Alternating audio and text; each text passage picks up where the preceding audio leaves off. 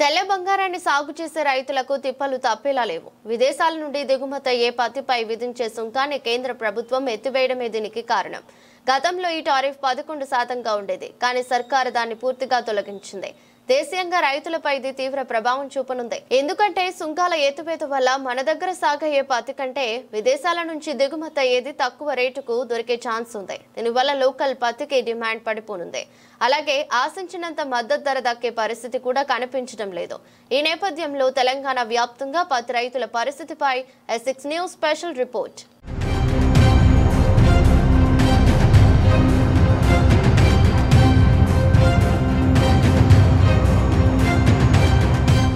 భారీ వర్షాలు ఒకవైపు, యూరియా కష్టాలు మరోవైపు అన్నదాతలను ఆగం చేస్తున్నాయి.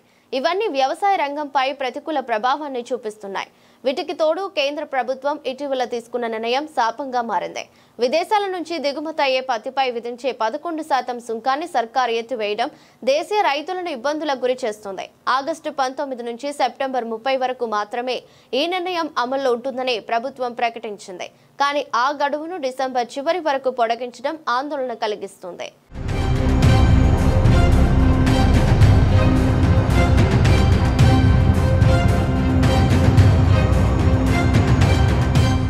సుంకాల తొలగింపుతో దేశీయ పత్తి రంగం కుదేలయ్యే అవకాశం ఉంది. అలాగే పలు ప్రతికూల ఎదుర్కోవాల్సి వస్తుంది. టారిఫ్ ఎత్తివేత కారణంగా మన దగ్గర సాగే తెల్ల బంగారం కన్నా విదేశాల నుంచి వచ్చే పత్తి తక్కువ ధరకు లభిస్తుంది.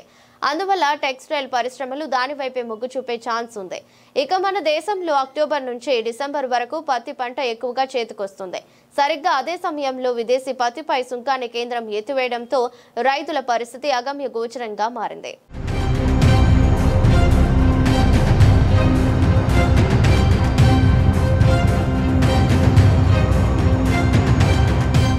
ఈ సంవత్సరం తెలంగాణలో 45.94 లక్షల ఎకరాల్లో పత్తి సాగు జరిగింది. దీనివల్ల దాదాపు 30 లక్షల టన్నుల పత్తి ఉత్పత్తి అవుతుందని మార్కెటింగ్ శాఖ అంచనా వేసింది.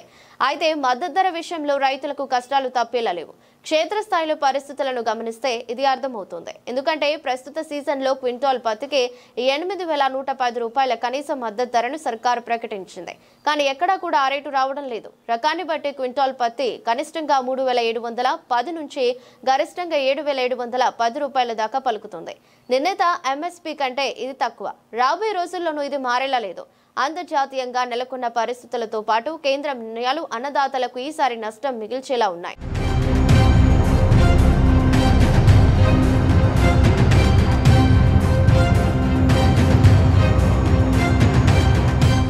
అక్టోబర్ 2వ వారం నుంచి పత్తి కొనుగోలు మొదలయ్యే అవకాశాలున్నాయి. ఆ దిశగా CCI చర్యలు చేపడుతుంది. తేమ, నాసిరకం, రంగు మారడం, గింజ పొడవు వీటన్నిటిని పరిగణలోకి తీసుకుని పత్తిని కొనుగోలు చేయనుంది. అయితే ఎలాంటి కొర్రీలు పెట్టకుండా మద్దతు ధరకు తెల్ల బంగారాన్ని తీసుకోవాలని రైతులు కోరుతున్నారు. అలా అయితే తమకు మేలు జరుగుతుందని అంటున్నారు. ప్రైవేటు వ్యాపారులు, దళారులు బారిన పడి తాము మోసపోకుండా చూడాలని విజ్ఞప్తి చేస్తున్నారు. ఇలాంటి పరిస్థితుల్లో ప్రభుత్వం ఏ చర్యలు తీసుకుంటుందో తెలియాలంటే మరికొద్ది రోజులు వేచి చూడక తప్పదు.